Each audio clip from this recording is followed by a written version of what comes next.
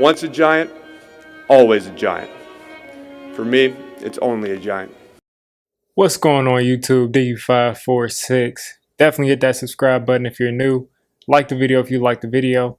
And I won't tell if you click that bell. Let's go ahead and get into this. So of course things are very slow right now, so the videos are slowing down, but I'm trying to come up with some topics to try to keep things going on the channel. And today I wanted to talk about how the Giants receivers stack up against the rest of the NFC East receivers, pretty much our receiving core. And I wanted to split it into three different categories.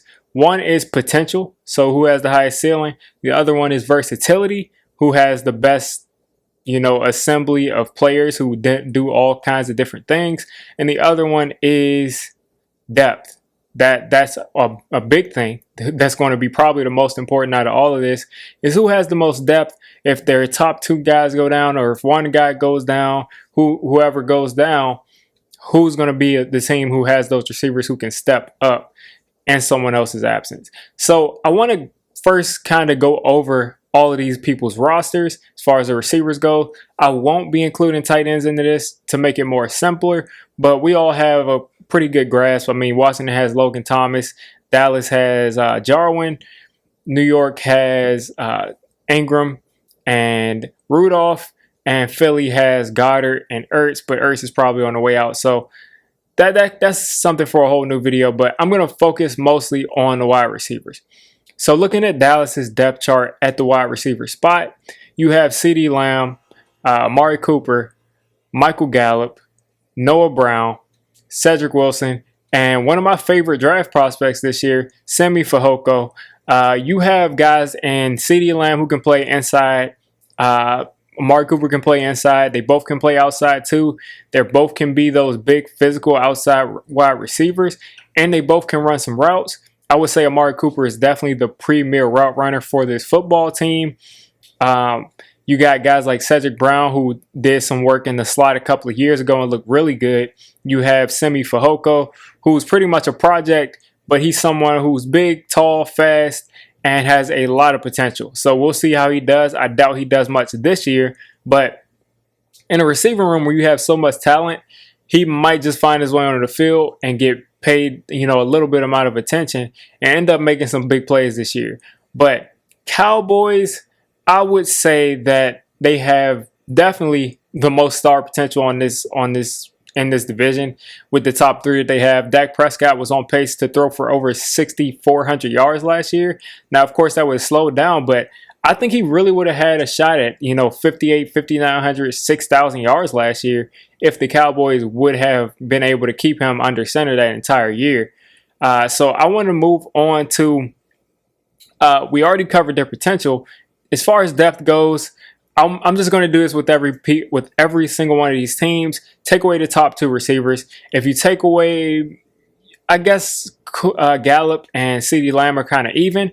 But if you take away Amari Cooper and you take away Michael Gallup, you would have CeeDee Lamb, who I think can be a number one receiver, which I don't think anybody else in this division. You can take away two receivers and you still have a number one guy. You would have Noah Brown, who I think could play outside of him, and then Cedric Wilson, who I think is a good slot. So I would say that Dallas has the best depth at this receiver position, as well as the potential. But looking at versatility, Dallas might take this too, because they have the guys who can be big outside receivers. CeeDee Lamb can go up and get the ball, but he can also go into the slot. You also have Amari Cooper, who can be that outside receiver and be that jump ball guy at times. It's not his biggest strength, but he can run some routes. You've got that, and then you've got your field stretcher with Michael Gallup. One thing that they don't have, which they might end up having in CeeDee Lamb, is a guy that you can throw it off to in those short dump-off situations. I guess CeeDee Lamb is their best guy at that, but they don't have, that twitchy, gadget kind of guy like a Percy Harvin, Kadarius Toney, all of these guys that are just those twitchy guys. But CeeDee Lamb definitely has the potential to be that yak guy for them. So moving on to the Washington football team, they did a lot of things at receiver that I really liked this year. They added Curtis Samuel this free agency period. They added Diami Brown in the draft. And then they already had Cam Sims. Steven Sims, I'm not sure if Adam Humphries was on their roster last year, but he's a pretty solid veteran. He's probably their fourth, fifth, sixth receiver at this point. I doubt that all of these guys are going to make the roster. But the Sims guys, Cam Sims and Steven Sims, I can't remember which one. I think it was Cam Sims that actually had a really good game against the Giants. Terry McLaurin had a decent game against the Giants too. Curtis Samuel being added to this roster allows them to have a guy who can play the slot, who can play outside, and is also, as I said, the kind of yak gadget guy you can put in the backfield. He's all-purpose, can hurt you from everywhere on the field. So Curtis Samuel is definitely a great addition. And then you add their answer or their equivalent of a Michael Gallup with Dyami Brown. He's a field stretcher. He's a vertical guy. That's what he does. That's where he's going to make his money. He has a lot of potential to be better than that. But right now, he's just going to be that vertical guy for them. Gandy Golden, another guy who's a big, physical, tall kind of receiver who has the potential to maybe be that big outside threat. But what I will say is, if you don't include Logan Thomas, who's their tight end, because I'm only looking at wide receiver cores, they don't necessarily have that big, physical, go up and get it receiver. Terry McLaurin is probably the closest thing, but he's not really the tallest. I would say that their answer to that is probably Logan Thomas, but just looking at the receiving core, I'm not sure if they have that. Maybe in Gandy Golden, but we haven't seen it from Gandy Golden consistently enough. When you want to look at potential, these guys, again, you have potentially 2,000-yard receivers here, and Dyami Brown is probably a guy who can get 700-800 yards. So I would say that Dallas, you have 3,000-yard receivers on that team. I would say Washington, you have about 2.5, because Dyami Brown is someone who can probably get 700 to 800 yards for them. Now, will all of these guys reach their peak? I doubt it, but this is how good these receivers are. Looking at Cam Sims and Steven Sims, if those guys are your fourth and fifth receivers, I feel really good. And looking at depth, you take away Terry McLaurin, you take away Curtis Samuel, you have a Dyami Brown who's unproven, he's a rookie, but again, you add Cam Sims, you add Steven Sims, maybe a little bit of veteran presence from Adam Humphries, and then a Gandy Golden. That's a solid receiving core. That's a lot better than they were in last year's team. And then when you add on the guys that, if you don't take away those top two guys, it just makes their receiving core a lot better. It shows how much better the NFC East got at the skill position. And then versatility. You have your route runner in Terry McLaurin. He is a clinic. He's a walking clinic as far as a route runner. Again, as far as going up and getting the ball, that's probably their weakness. But you got your gadget guy. You got guys who can play outside in the slot. You got guys like Dyami Brown. I think he's your field stretcher. So you got versatility there. And then when you want to look at the Eagles, to move on over there, I think that the Eagles probably have the weakest receiving core in this division, but they still do have a very solid receiving core when I look at it.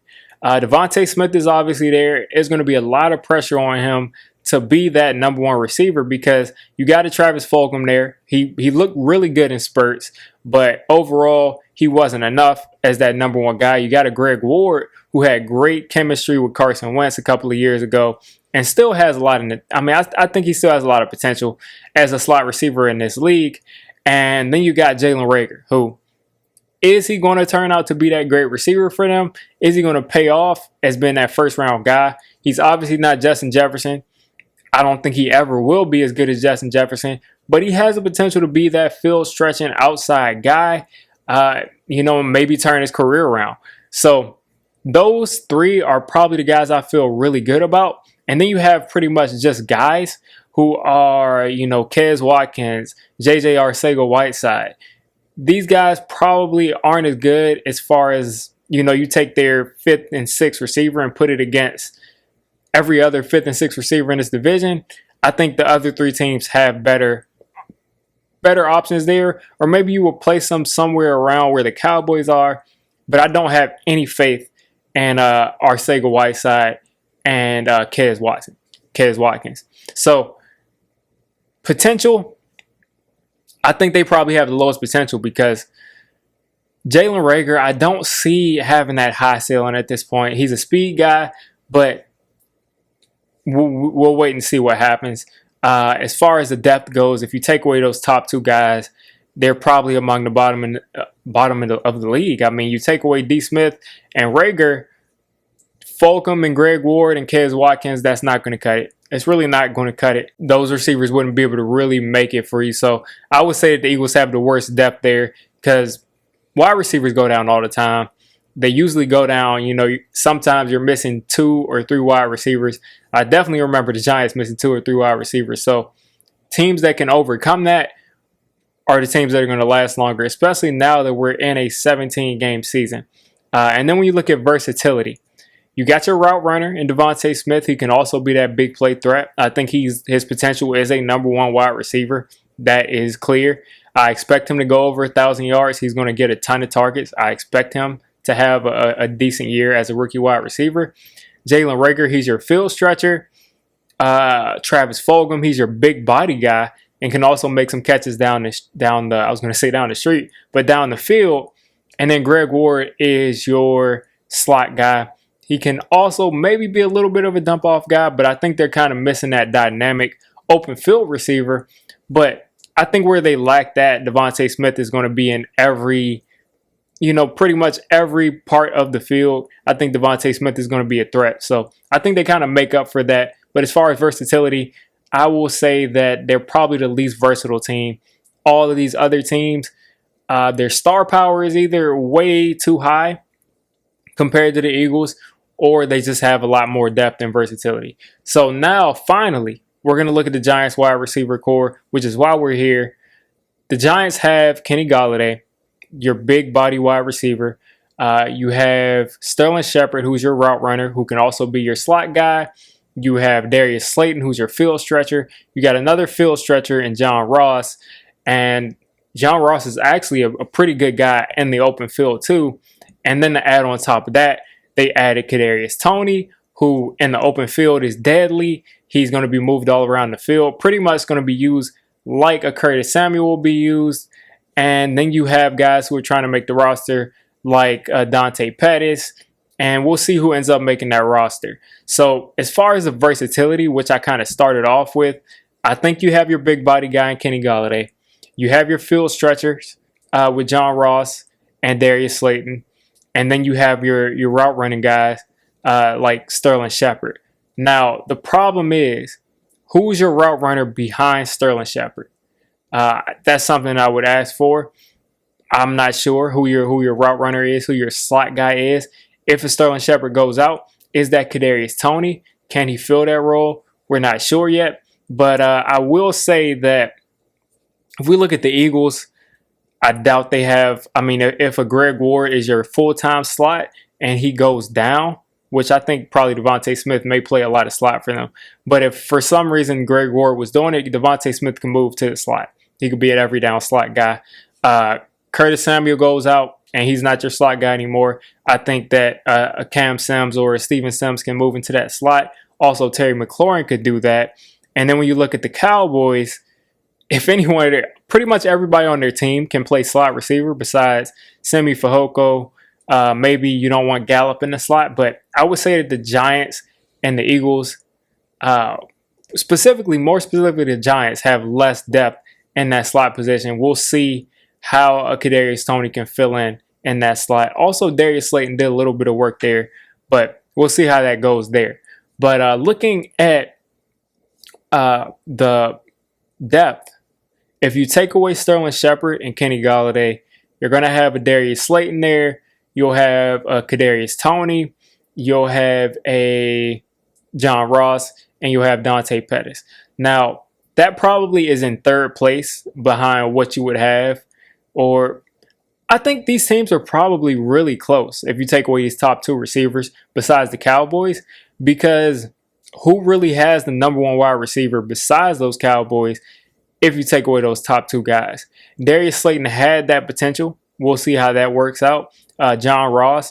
And then Kadarius Toney is probably your big surprise to see how he does if something like that were to happen where we're missing your top 2 guys. So I would probably place with a Kadarius Toney and with the Darius Slayton and with a Dante Pettis. I probably will place them above the Eagles, and I probably will place them about neck and neck with the Washington football team. And then when you look at potentially, I think Kenny Golladay is probably potentially, I would say, the second best receiver in this division. I would say Amari Cooper is the first best receiver, but he disappears in away games. You probably have Terry McLaurin. So I would say that Kenny Golladay could potentially be a top 3 receiver in this division, possibly the first. And then you add in a Kadarius Toney, and then you add in a Sterling Shepard and a Darius Slayton. I think they have 4 guys who are capable of getting over 700-800 yards, who are capable of making big plays at any time. I would say that the Cowboys have 3 guys, but those 3 guys are so much better than our 4 guys that they're still ahead. I would say that the Washington football team also has 3 guys, and I would say that we're probably just around the same spot as the Washington football team. So I kind of covered, just to give you guys an overview of what's going on in the division and other receiver rooms. I just kind of covered those 3 categories. You guys let me know who you think has the best wide receiver room. We all know it's the Cowboys, but who's second, who's third, who's fourth? Right now, I would say that the Cowboys are pretty much first in all categories. They're first in all categories because the versatility that they lack, I mean, you have 3 guys who can pretty much do it all. Michael Gallup is probably the lesser as far as the skill set of being able to move inside. But, other than that, you have top 3 guys who can all be number 1 wide receivers. Washington, I think Terry McLaurin is the next best receiver if you look at these teams.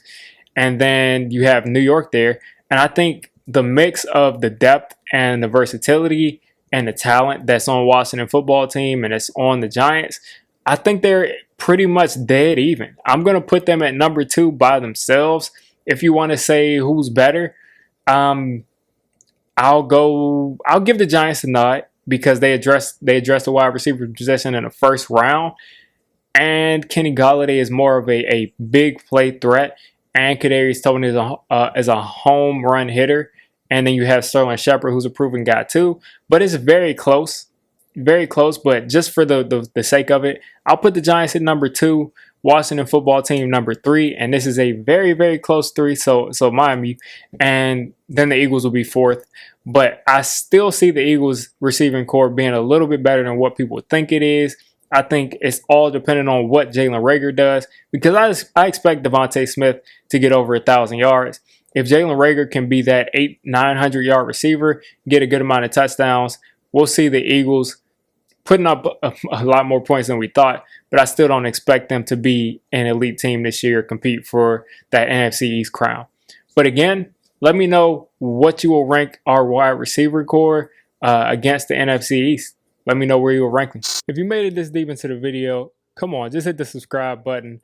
I make Giants content primarily, draft content secondarily, and during the season, I'm going to be doing a lot of reacting to pretty much most of the NFL games and everything NFL. So if you made it this deep, go ahead and join the D6 squad.